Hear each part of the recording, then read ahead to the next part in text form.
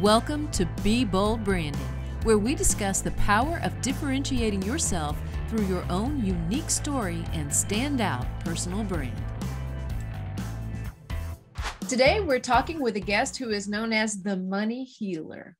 Doesn't that sound great? I love that. Dr. Amanda Barrientez is the founder of NFA, No Effing Around Money, right? Get that? No effing around money. And the creator of the Money Blocks Profile, which is very interesting. She's an expert at teaching entrepreneurs how to heal their relationship to money so they can work less, make more, and build successfully prosperous lives and businesses. I love that. After going from food stamps to building a six-figure business fast, she's been on a quest to teach entrepreneurs how to up-level their money mindset so they can make easier money with way less stress, which is always good. She's going to share her story, exactly who she helps, and why she does what she does. Welcome to the program, Amanda. Dr. Amanda. Hey, thanks for having me on.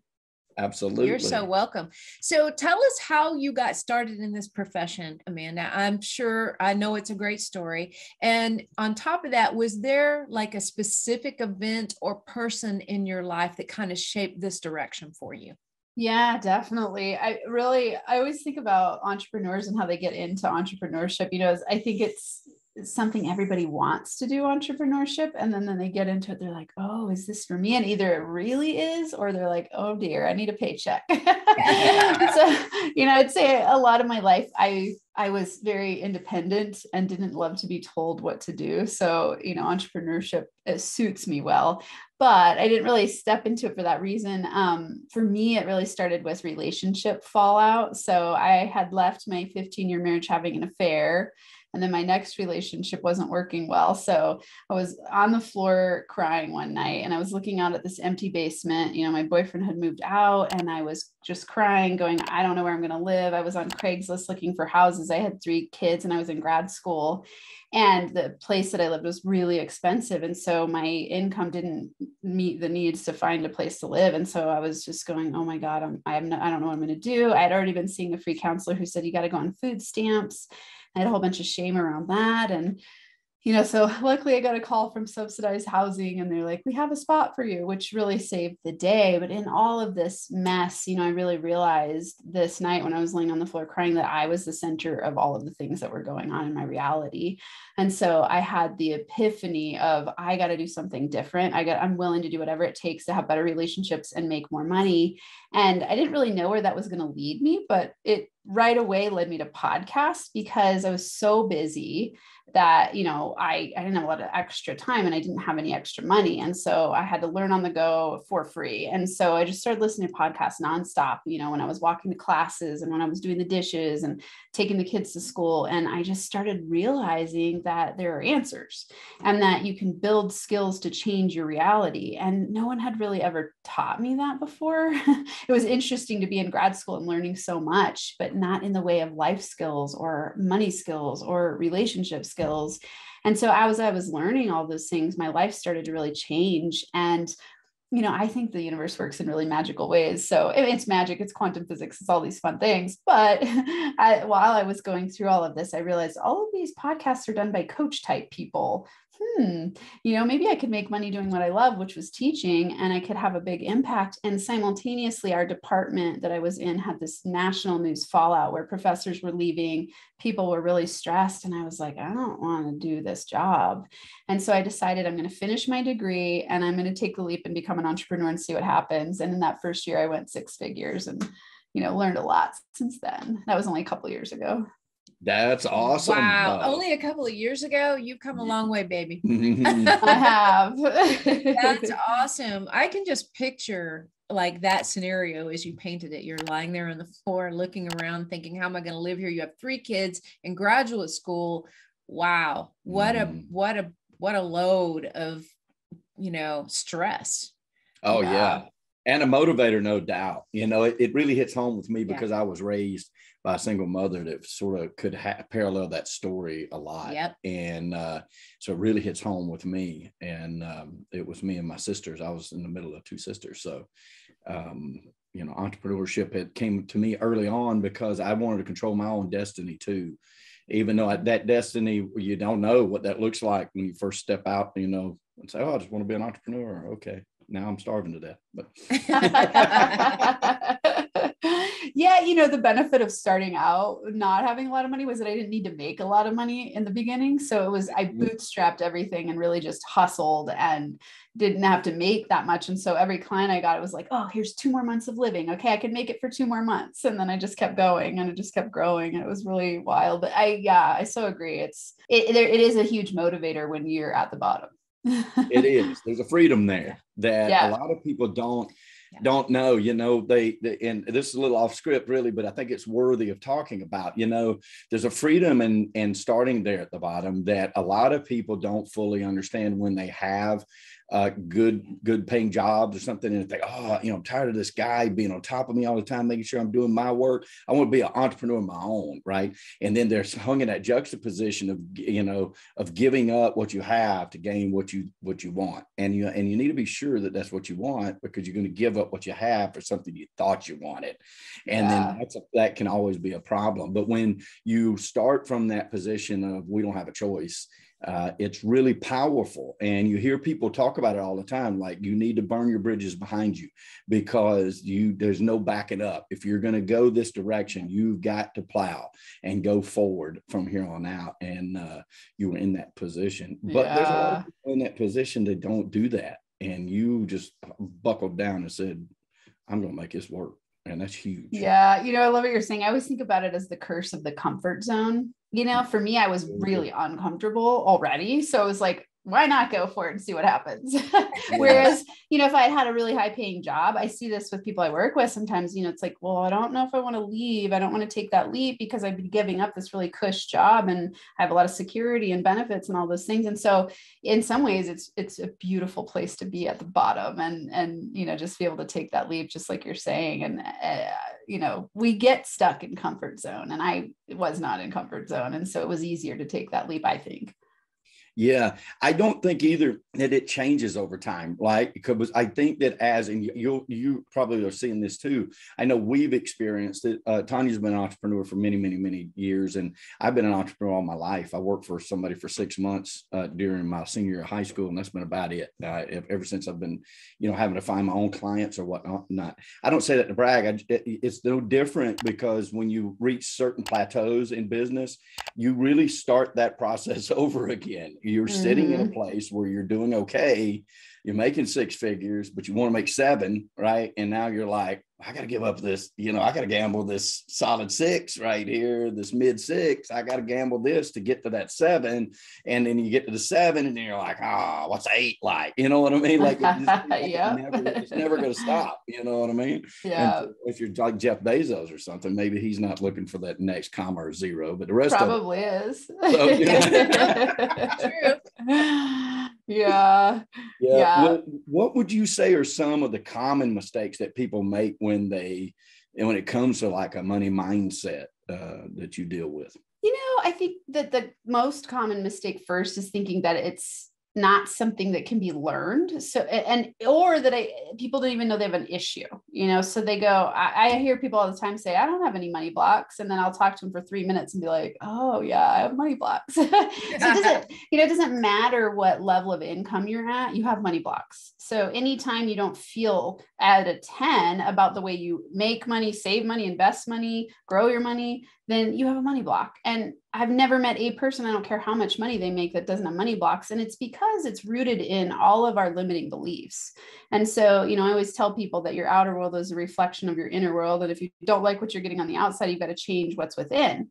So if you feel any guilt, shame, or fear, or resentment, or jealousy, or judgment around money, and you just don't feel it at 10, then you have money blocks. And so I think the thing that's very common for people is to think, I love money, I want more money, you know, and they work hard for it, especially entrepreneurs. They're willing to work really hard for their money. What sometimes they don't realize is they're addicted to stress. They're not present.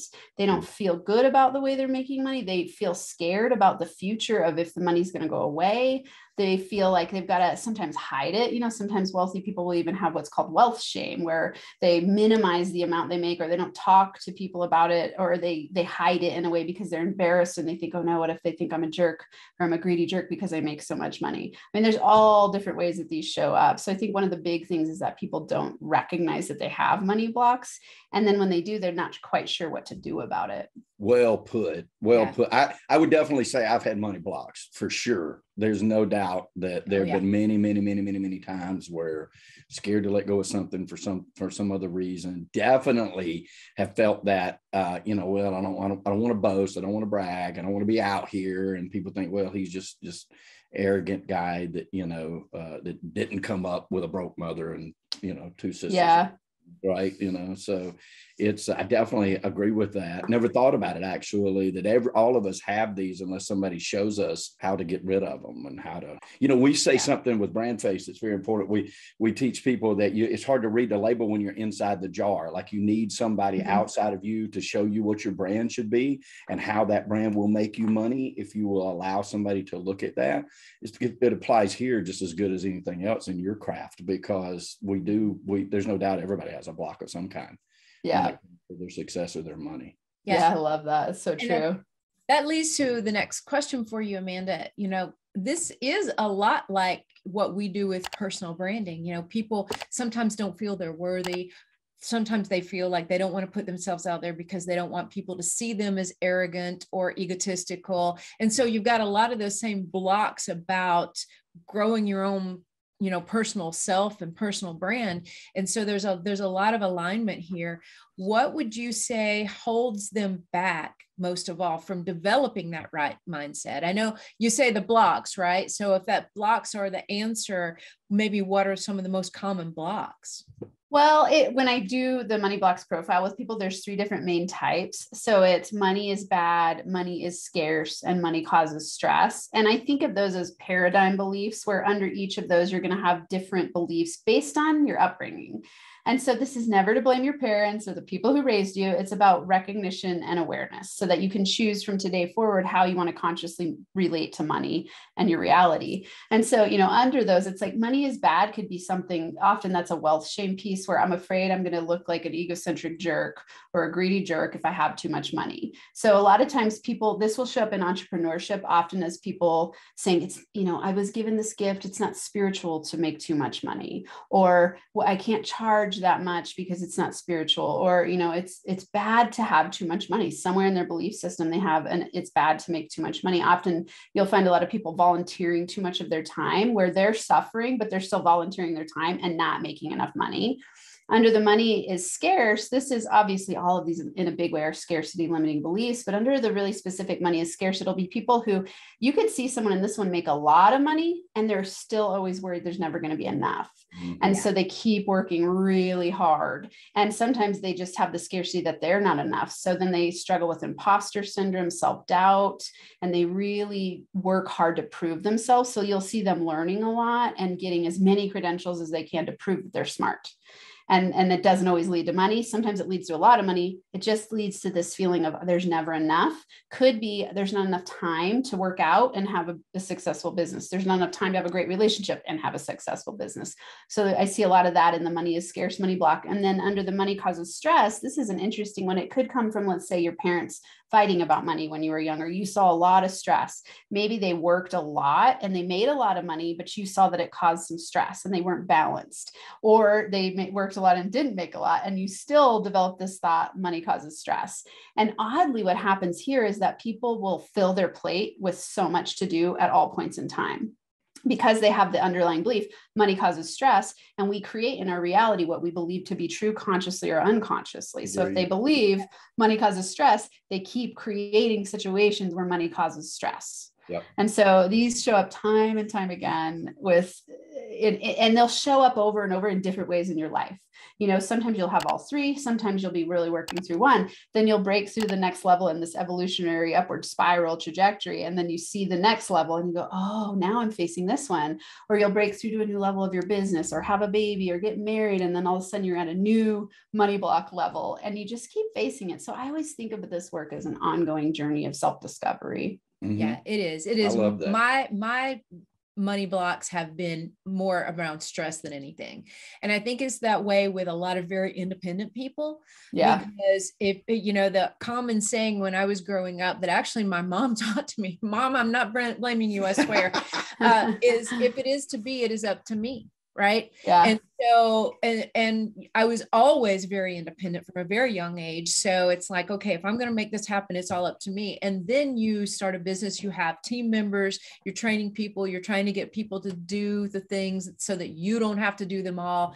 And only through those exercises have I been able to just like let go of a little bit of that money is stress, money is stress, money is stress, Yeah. you know, because you go from doing it all yourself to, okay, now I can relax just a little bit, enjoy, you know, the progress, enjoy the prosperity, because there are other people involved in making this happen.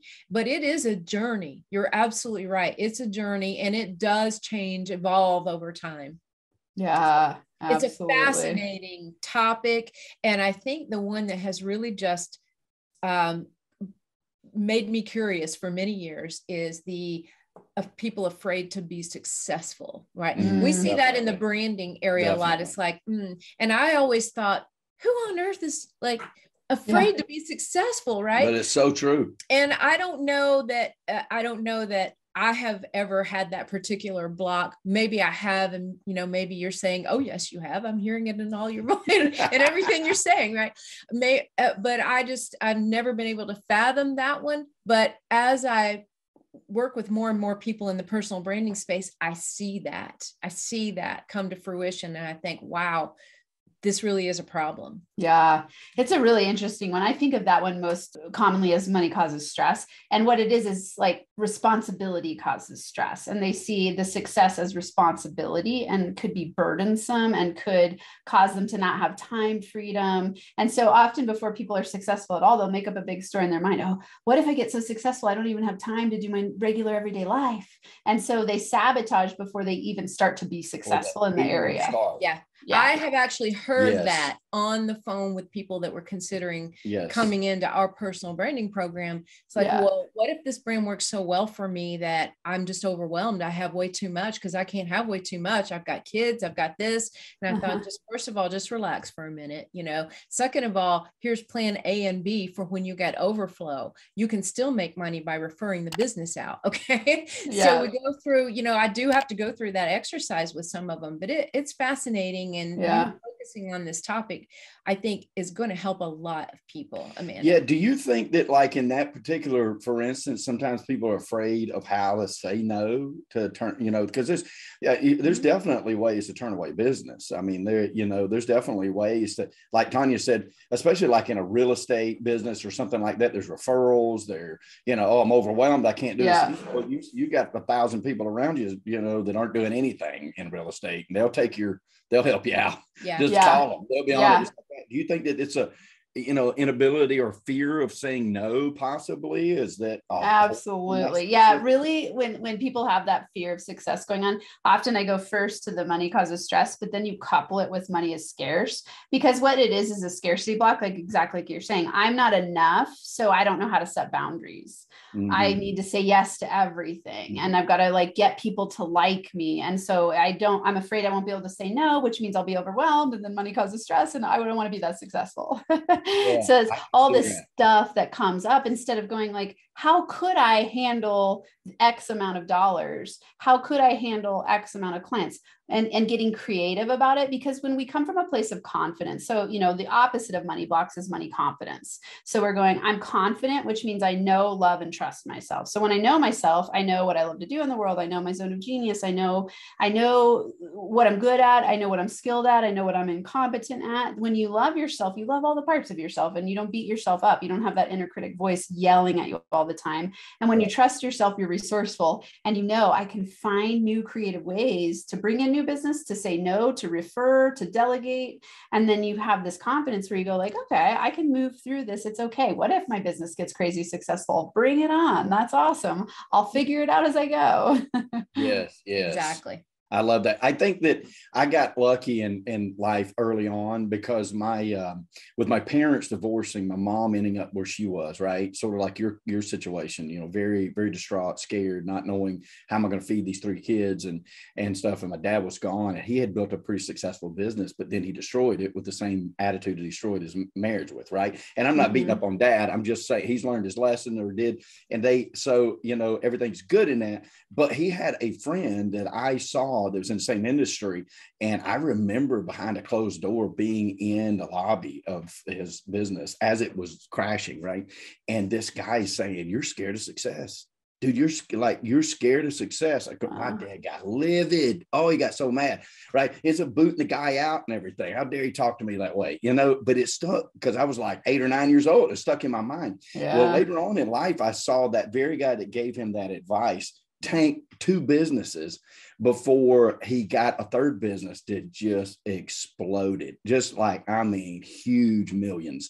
And I think of being early on like that, I was able to see through that guy's advice behind a closed door. Right. And I didn't want to be that. I didn't want to be scared of success like that. And I also saw this guy that clearly was not scared of success or failure, because 2 of his businesses went under. Dad's business went under, but dad never really caught on to that.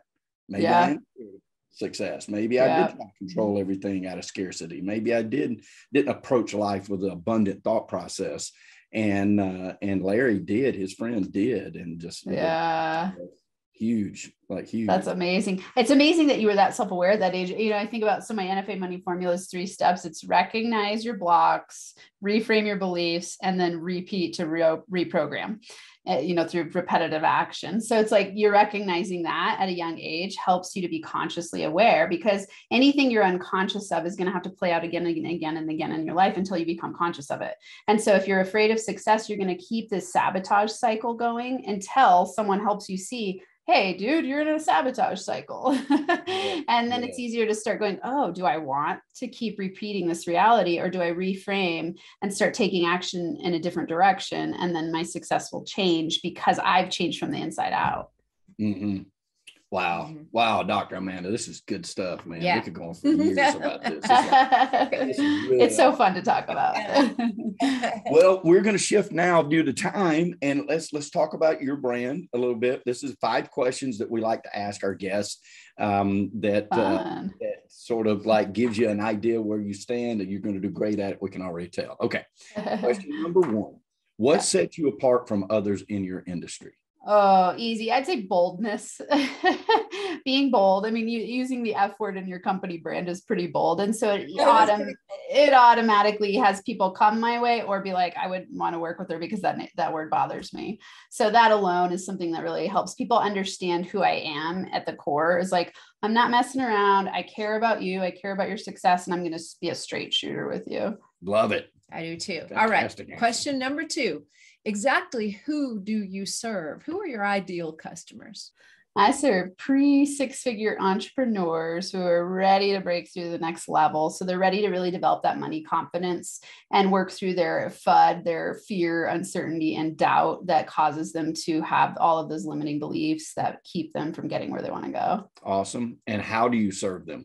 I serve them through helping them understand themselves. So in my NFA money formula, the first step is always recognition. So I serve them through, you know, practically speaking, through online courses, one-on-one coaching. I have a YouTube channel, a whole bunch of awesome value in the world, my money blocks profile quiz, different ways like that. And in that, our first step is always to help them start to recognize what their unconscious beliefs are. Perfect. Number 4, what qualifies you to serve them? I would say my own breakthrough story. So helping myself go from a really stuck victim mindset where I felt scared and alone and really in survival mode, and then breaking through and realizing, oh, money making is just a skill that anyone can learn. Similarly with relationships, oh, relationships are just a skill anyone can learn, you know? So it's like, I've repaired my relationship with my ex-husband, have great relationships, just got married to like the man of my dreams. Like, you know, really that breakthrough of myself and retraining myself in a new direction and then helping other people do the same thing with a systematized approach. Beautiful. That's great. Yeah. Experience is the best teacher, right? You bet. And number 5 is my favorite one. And it might seem a bit redundant, but I love it. How does it make their life better, your client's life? I don't think there is a better gift you can give someone than having confidence. And, money confidence. If you don't have money, everything in life feels pretty harsh. And so having the level of money you want, whatever that is for you, which is that confidence piece where love and trust yourself, and you decide, here's what I say I want, I can go and get it. It's a priceless gift that I can bring to people. I would agree with that. Agreed. 100%. All right. What's next for you, Amanda? Ooh, right now I'm so excited. This week, actually, I'm launching NFA Money Mamas. So I have a NFA Money Mama Mastermind. So I'm really inspired in 2022 to empower women financially. My research in grad school was in gender studies. I'm a sociologist. And so there was a lot of looking at the different ways that women and men think about money. And so I am so excited about that community. And then big on my plate is becoming a YouTube influencer. So I'm really hyper focused in 2022 on growing my YouTube audience and really bringing value to them through releasing 5 videos a week. So that's been fun. That's bold. That is bold. Yeah. That is an undertaking. We know a little bit about it. Yes. That's great though. Well, how can prospects reach you should they want to have questions or want to work with you? I'd say anyone, if they were listening to this and this resonated, I would definitely take the Money Blocks profile. It's a free quiz. It'll take less than 2 minutes to understand their top money block. And it gives a really great free printout PDF of exercises for them to do. So if they go to NFA, on that one, actually, moneyblocksprofile.com, plural, moneyblocksprofile.com, they can find all kinds of awesome stuff on NFAmoney.com. And I'm not sure when this will be released, but I have my NFA Money formula, which is free and paid resources all in one place with awesome training videos and all kinds of cool stuff if they go to NFAmoneyformula.com. Perfect. Is great. Amanda, you are lovely. You are a breath of fresh air. Thank you so much for taking time to be with us today, because this is a huge topic. And if you guys have any questions, if there's even a question in your mind, you need to contact Amanda. Go take that money profile quiz. Absolutely. Go take it. Or money block I do profile. believe this is working with salespeople all my life, right? Mm-hmm. And then owning a real estate company, a brokerage where I have salespeople, I'm constantly training, right? And trying to show them these things that they have. This really speaks to me. So I suggest that anybody listening, go check out Dr. Amanda on this, because you've got them, whether you want to admit them or not. And so go to her and let her clear them and clear that path for you, because it'll make a huge difference. I'm quite certain. So, yeah. Well, if you guys learned something today that helps you or inspires you, I know we did. We encourage you to like it, love it, share it, and ding, subscribe, so you can be the first one to learn about the next episode. Absolutely, guys. Listen, it's all about prosperity. And when we say prosperity, we're not just talking about money. That is a portion of it, but we're talking about the full 360 of an abundant life that we truly wish for every one of you. We know at BrandFace that prosperity favors the bold. So we say be bold, especially with your brand, especially in 2022. Thank you, Dr. Amanda, and thank you, Ms. Tom. Thank you. We'll see you guys next time on Be Bold Branding. Brought to you by BrandFace, the only comprehensive personal brand building system across the globe.